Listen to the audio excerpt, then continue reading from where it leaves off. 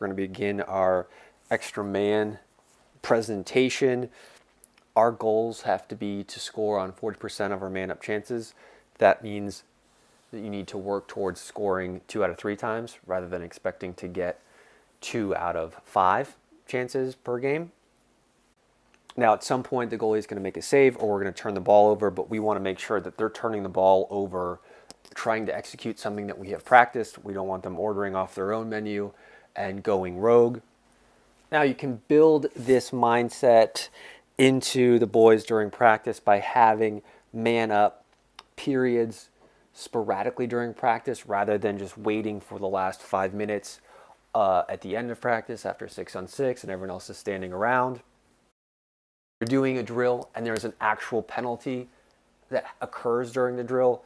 Blow the whistle, get man up organized, get man down organized, put a minute on the clock, put 30 seconds on the clock, and you have one opportunity to score. Schematically, we're going to try to do 2 things. We want to change formations as many times as possible with a purpose.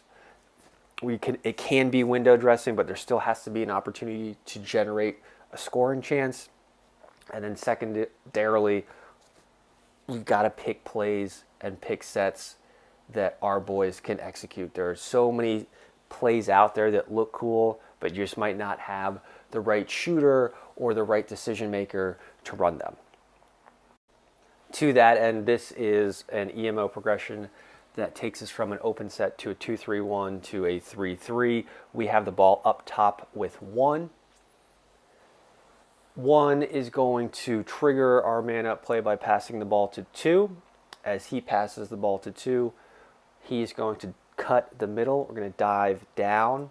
So now we've gone from an open set into a 2-3-1. 4 should absolutely be looking for 1 as a possible quick feed. 1's got to be calling for the ball with his stick up in the air to draw the attention of the defense. If that's not there, 4 is going to go through 5 to X. 5 will go through 6. And now we're getting ready to begin our second wave of the progression. We're going to be in our 2-3-1 here. As 3 has the ball, he's going to start to drag and pull 6 and 5 up the field as he carries over the top. Carry that defenseman with us, and then we're going to start to throw back.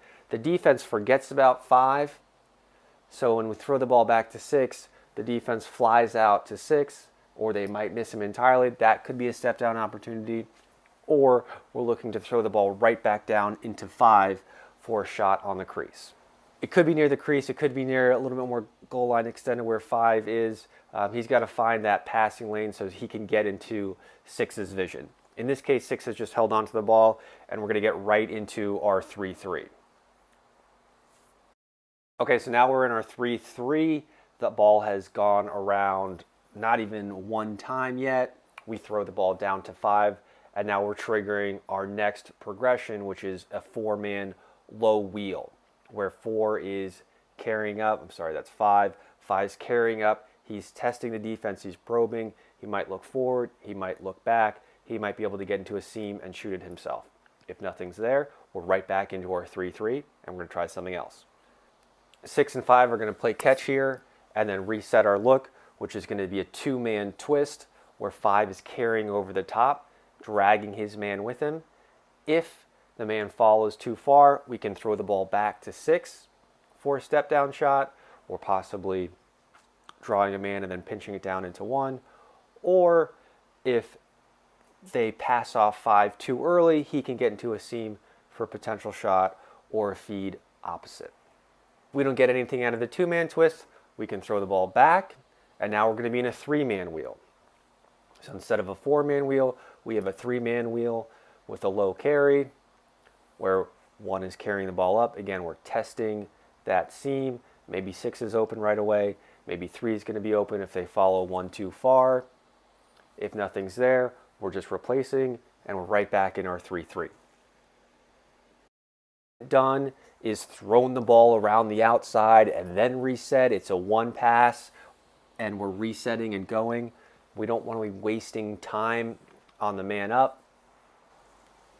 Okay, now 5 and 1 are going to tag up, and we're going to get right into our next progression, which is going to be a 4-man high wheel, where 1 is carrying instead of our other look, which has been 3 carrying up from that spot after they've rotated. Very similar to that two-man twist look, except 5 is going to dive down, 6 leaks off the crease, and 3 follows. That ball carrier is going to have the option to get into a lane and shoot himself, throw the ball back for a shot. Maybe there's one more pass there. We get a little bit closer.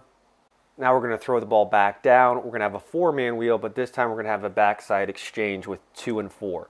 So as we're carrying the ball upfield, 2 and 4 replace. It puts more pressure on the off-ball defenseman, and something could open up. Now again, there's nothing wrong with running these individually, changing the order, whatever you feel most comfortable with the team. Just like our 6-on-6, we want to start with a small portion of that offensive look and then build up into 6-on-6. You could do this by running a 4-man passing drill out of the low wheel, 4-man passing drill out of a high wheel, the 3-man passing wheel, high or low.